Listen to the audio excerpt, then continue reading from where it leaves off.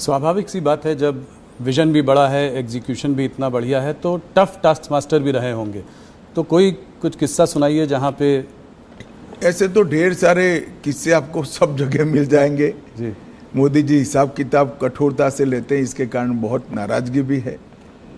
सरकार में मुख्यमंत्री बने तब भी, प्रधानमंत्री बने तब भी, और संगठन का काम करते थे तब भी, मगर कभी भी व्यक्तिगत द्वेष के कारण किसी कार्यकर्ता को डांट डपूट लगाना या सार्वजनिक रूप से उसको अपमानित करना, ऐसा मैंने नहीं देखा। डांटने का या टोकने का जो भी कारण था, उसमें सूचिता थी, उसमें शिस्त थी और उसमें सिद्धांत था। सूचिता, शिस्त और सिद्धांत, तीनों चीजों के लिए ही कठोरता मैंने देखी है। मगर हाँ, एक प्रकार से अगर ब्रॉड एनालिसिस करना चाहेंगे तो कह सकते हैं वो बहुत टफ टास्क मास्टर है। आप कह रहे हैं आपने सबसे ज़्यादा उनके संग काम किया है, थोड़ा सा बताएं उनके आरएसएस का प्रभाव उनके ऊपर। आरएसएस के प्रचारक थे, कैसे उनको शेप किया आरएसएस की थिंकिंग ने? आरएसएस के संपर्क में जो भी आता है, संघ के संपर्क में आता है, उस पर संघ का प्रभाव निश्चित रूप से ही पड़े बगैर रह ही नहीं सकता।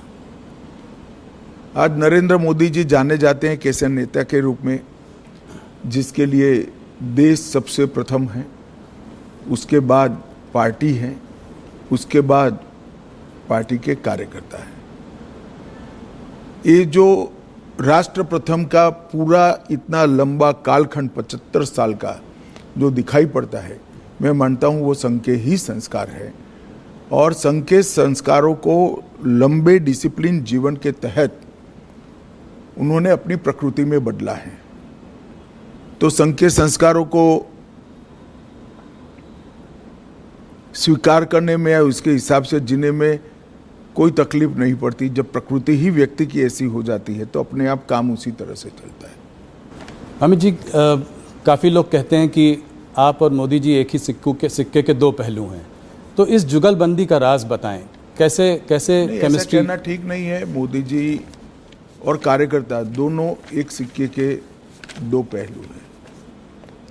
करोड़ों कार्यकर्ताओं के जीवन में उन्होंने रास्ता भी बताया है, कोई भटकता है तो उंगली भी पकड़ी है, कई लोगों के जीवन को नई ऊंचाइयां भी दी हैं, और हर कार्यकर्ता को पार्टी के सिद्धांतों के आधार पर जीने की आदत भी डाली है, क्योंकि वो स्वयं कार्यकर्ता है। शायद ही कोई प्रधानमंत्री होगा जो पार्टी की बैठक में डायस पर से उठकर फ्रेश होने के लिए भी नहीं जाता होगा। 3 दिन की कार्यकारिणी है तो 3 दिन पूरा वो मंच पर आपको सजग अवस्था में पूरी कार्यवाही में ध्यान देते हुए दिखाई पड़ेंगे। वो बीच बीच में माइक लेकर टोकते भी हैं।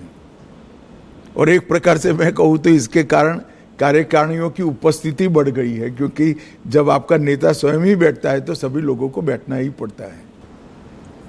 मोदी जी लोगों से एक दिल का रिश्ता बना लेते हैं। मैंने देखा है कि बड़े बड़े ग्लोबल लीडर्स के साथ भी उनका 1-on-1 एक रिश्ता है। वो प्रोटोकॉल के बियॉन्ड जाकर एक रिश्ता बनाने की कोशिश करते हैं, चाहे वो ट्रंप हो, चाहे वो नेतन्याहू हो, पुतिन जी हो। तो और अगर दोस्त कभी रूठ भी जाए तो उसको मना भी लेते हैं। तो ये कैसी क्वालिटी है जो? देखिए, कोई भी नेता जब अपने लक्ष्य के लिए और अपने देश के लिए काम करता है तो प्रोटोकॉल नहीं रहते हैं। लक्ष्य को प्राप्त करने के लिए, देश को ऊपर ले जाने के लिए जो कुछ भी करना पड़ता है वो साहसिकता से वो करता है, और इसमें कोई बड़ा साइंस नहीं है। जब अपने आप को आप निकाल लोगे, अपने आप के अहंकार को निकाल दोगे, तो सब कुछ साहसिक हो जाता है। और ये मैंने देखा है। मैंने छोटे से छोटे कार्यकर्ता से बात करते हुए देखा है, उसको प्रेरित करते हुए देखा है, उसको डांटते हुए भी देखा है, और बड़े से बड़े नेता के साथ भी इसी प्रकार का व्यवहार करते हुए भी देखा है। क्योंकि उद्देश्य पार्टी ठीक चले, राज्य ठीक चले, राष्ट्र ठीक चले, वो है। अंतर्राष्ट्रीय संबंधों में भी उन्होंने व्यक्तिगत रिश्ते तो बनाए, मगर वो व्यक्तिगत रिश्ते हमेशा भारत के उपयोग में आए। उनकी अंतर्राष्ट्रीय नेताओं की दोस्ती से मैं सार्वजनिक रूप से कहना नहीं चाहता, मगर ढेर सारी घटनाओं को मैं जानता हूं जिससे भारत को इतना फायदा हुआ है। कई प्रकार के अद्भुत फैसले हुए हैं जो कभी फॉरेन पॉलिसी के माध्यम से होना असंभव था, मगर वो देश के हित में हुई। बहुत बड़ी बात। 2014 की जीत, भारतीय जनता पार्टी की जीत, मोदी जी का प्रधानमंत्री बनना, ये अपने आप में एक ऐतिहासिक जीत थी। मैं आपके माध्यम से सवाल पूछना चाहता हूँ, आपको उस चुनाव में बहुत बड़ी एक जिम्मेदारी मिली है। आपको उत्तर प्रदेश को डिलीवर करना था भारतीय जनता पार्टी के लिए। उस वक्त कैसे आपने इसको किया और मोदी जी ने कैसे इसका मार्गदर्शन किया?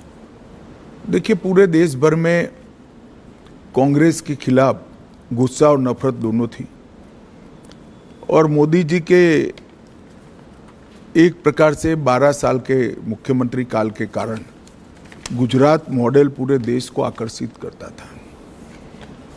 जो कमियां कांग्रेस के शासन में दिखाई पड़ती थी, वो कमियों का जवाब मोदी जी की खूबियों में दिखता था। तो एक बड़ा जन आकर्षण था नरेंद्र मोदी जी के लिए। उत्तर प्रदेश में मेरे लिए जिम्मेदारी ये थी कि संगठन ठीक ठाक कर इस लोकप्रियता को वोट में कन्वर्ट करना और वोट को मतपेटी के अंदर कैद करना। और उत्तर प्रदेश में जातिवाद से ऊपर उठकर देश के हितों के लिए वोटिंग की पैटर्न लोगों के दिमाग में ठसाना। और मुझे लगता है कि भारतीय जनता पार्टी उत्तर प्रदेश में सफलता के साथ ये कर सकी थी। हमने मोदी जी देश बदल सकते हैं ये विश्वास भी खड़ा किया। देश बदलेगा, देश बदलना है तो उत्तर प्रदेश को बदलना ही पड़ेगा, इसलिए मोदी जी उत्तर प्रदेश बदल सकते हैं ये विश्वास खड़ा किया। और जातियों की भावना से ऊपर उठकर उत्तर प्रदेश और देश के भले के लिए वोटिंग करने की एक वोटिंग पैटर्न भी हम खड़ी कर पाए। इसके लिए सघन प्रवास, संगठन का रिपेयरिंग, ढेर सारी चीजें थी, मगर मुख्य मुद्दा मोदी जी की लोकप्रियता जो अर्जित हुई थी, मोदी जी से जो आस बनी हुई थी, वो आस को एनकेस करने का यंत्रणा खड़ी करना था। मुझे लगता है हम ठीक से कर पाए, इसलिए इतना अच्छा परिणाम हमें मिला था। जहां एक तरफ मोदी जी इतने लोकप्रिय नेता हैं, ग्लोबल लीडर्स के संग भी उनका इतना अच्छा तालमेल